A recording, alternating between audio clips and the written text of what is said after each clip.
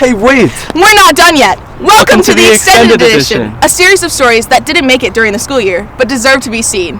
Take it away, team. With the fishing opener happening a couple weeks ago, many people from Spectrum have gone fishing. I did go fishing during the fishing opener. I targeted walleyes, didn't do very well for walleyes. So in the middle of the day, we ended up going after crappies, and we ended up catching quite a few of those, so it was good. I didn't go opener weekend, but I went yesterday with some friends. We caught somewhere around 20 fish, and then I'm going this weekend as well. Caught a lot of largemouth bass, some crappie, and some sunfish. Many of these people have been fishing for as long as they can remember. You know, I started fishing when I was a little boy about 100 years ago with my dad. So I've been fishing a long time. Probably over 10 years since my grandpa taught me, which I was pretty young, so. We always take a family vacation up, or we used to before he passed, but we always took a family vacation up to Lake Beltane, and it was just a camping trip, and that was one of the activities we did was fish, so that's how it started out. I have been fishing ever since I could remember. It's one of my oldest pastimes. I probably started fishing when I was 2 years old, honestly, and have been fishing ever since. There are so many great places to go fishing.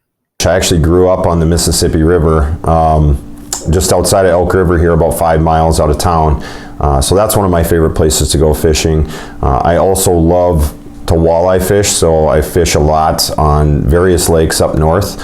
Right now, my favorite place to go fishing is actually in my backyard. We have a pond about the size of 2 or 3 football fields, and there's a creek that goes through it into the Rum River, and we go out there and catch a lot of fish. So that's my favorite place right now. One of my favorite fish is smallmouth, and it's got a really good smallmouth fishery on it, so being able to go and fish for my favorite fish almost all summer is awesome. Some people have favorite kinds of fish to catch based on the type of fish, the areas they are found in, how hard they fight, and how fun they are to reel in. My favorite kind of fish to catch, just because they're fun to catch, is in northern. They fight really hard. I like to catch them. A lot of people don't care for that, but I also like to catch bluegills, sunfish, because they kind of do this spiral action in the water, and it's kind of fun to catch. Walleyes for sure. When I was younger, I fished a lot on the river, and so we did a lot of smallmouth bass fishing.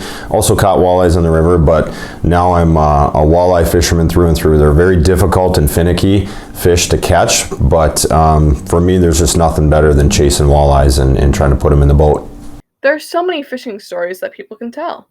Either catching a silver pike, it's like a genetically mutated pike, and that was up at Lake Beltane, or catching a big grouper in the Bahamas was pretty cool too.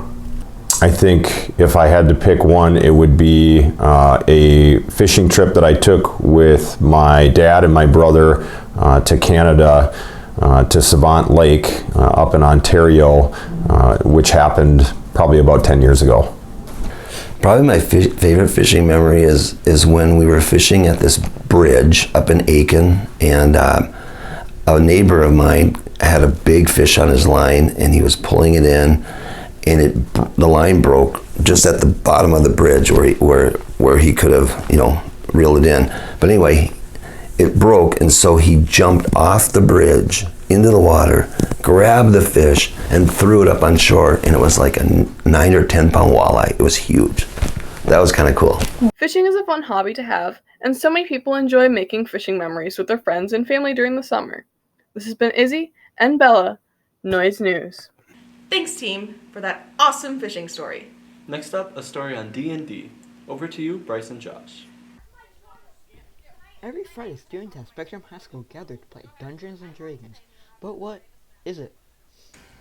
Dungeons & Dragons, it's like a role-playing game. What is D&D? Okay.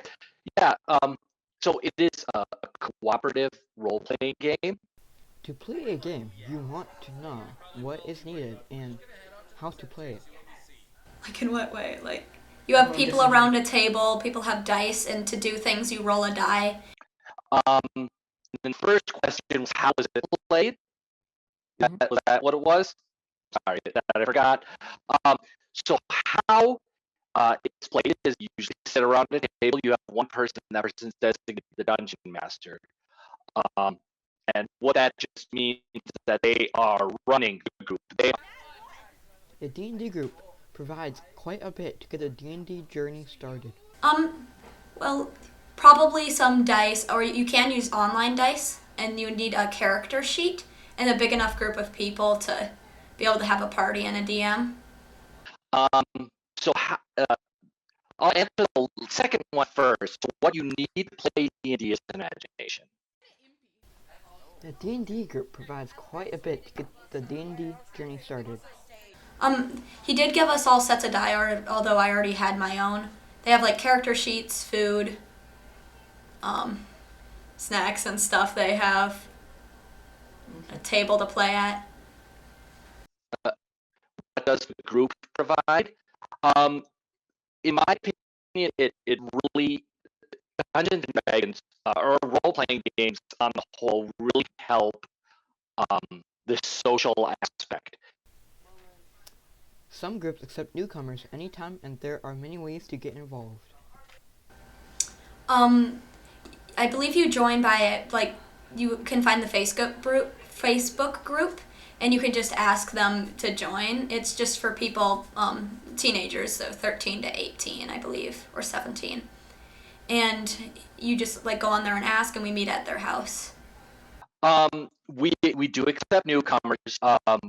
It's kind of an open group right now. I know my wife runs a Facebook page. The group helps a lot on the journey of people wanting to learn Dungeons and Dragons. This has been Bryce and Josh, Noise News. Thanks, crew. Next up, a story about Chess Club by Aaron and Bella. Over to you guys. Some people go to book club, some people go to art club, and some people go to tech club. But for a small group of students here at Spectrum Middle School, they go to chess club.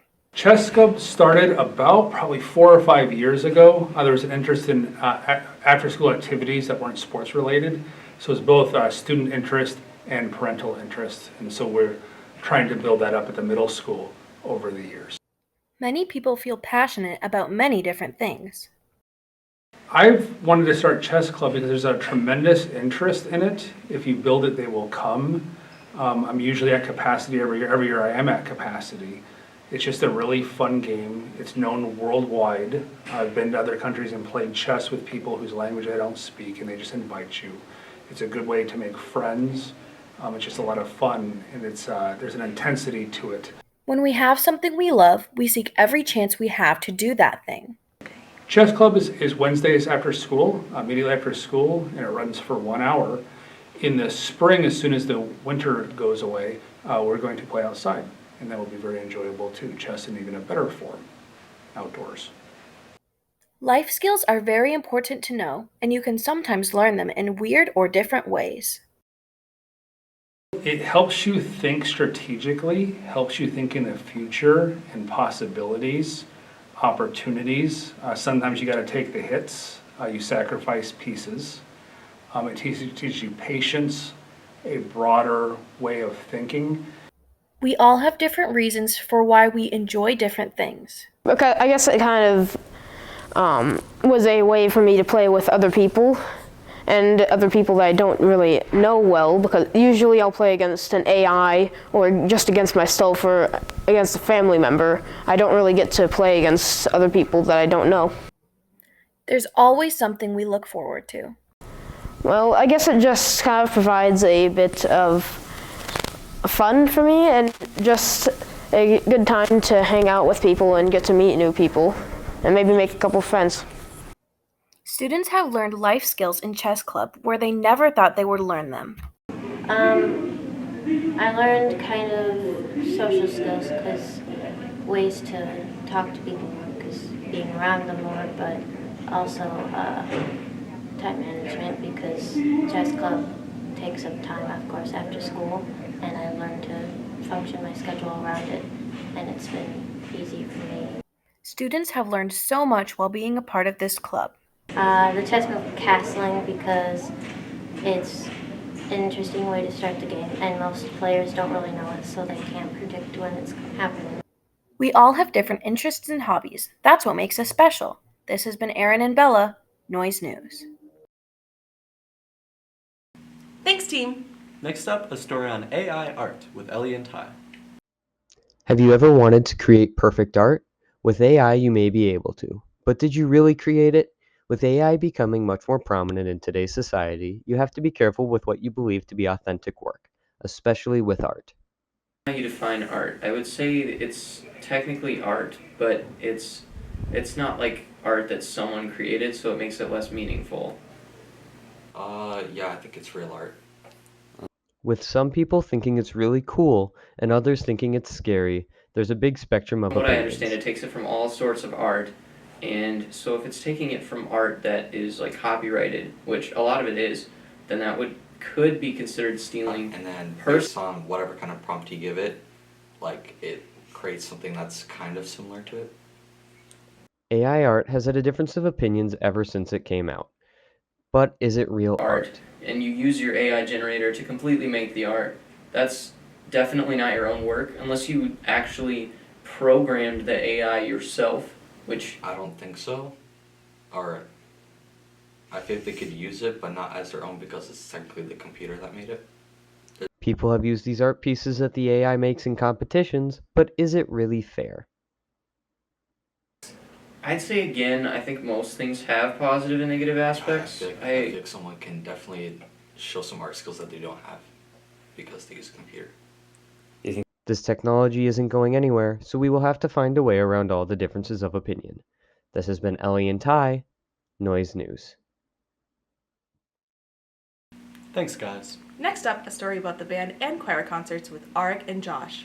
As the school year winds down, there is one thing at Spectrum that always happens. That is the band and choir concerts. For the seniors at Spectrum, this is their last show. I am in chamber choir, harmonics, jazz band, and chamber winds. I'm a part of Spectrum's chamber winds on bass clarinet. Seniors at Spectrum High School have some awesome memories from being in their music program. Alright, my favorite memory was choir tour last year because I got to make a lot of new friends, and some of those people were in high school choir, but then they joined chamber choir. From this year, I think that my favorite memory was doing my solo. It was so fun to be able to go down, and I got to watch my other classmates, and I went last, which was also terrifying because I had like 3 or 4 hours of just sitting and waiting. But it was really fun on the bus ride home when we got the results and everyone cheering for people after. With band and choir coming to a close, seniors reflect on how they feel about it ending. I'm pretty sad. It's really bittersweet because I really do enjoy band. And it's sad to leave behind my classmates behind, and it hasn't really sunk in that was my last concert. But I'm looking forward to where I can go next and to kind of expand my horizons and continue on with bigger, better things. I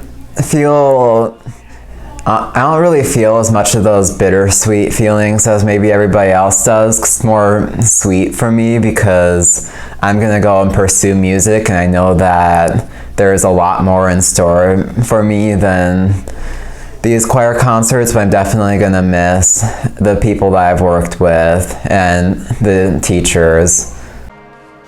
Even though their time in high school is done, seniors are still pursuing music in their futures. I'm gonna go to Augustana University, which is in Sioux Falls. Yes, I'm going to go to college for music production. I'm not doing college next year, but I'm hoping to continue to do musician stuff. I'm going to hopefully do private lessons, hopefully join some community bands. I might do it as a career in the future. I haven't decided though, but it's definitely going to be a part of my life. We wish our seniors luck as they continue with their music careers. This has been Arik and Josh.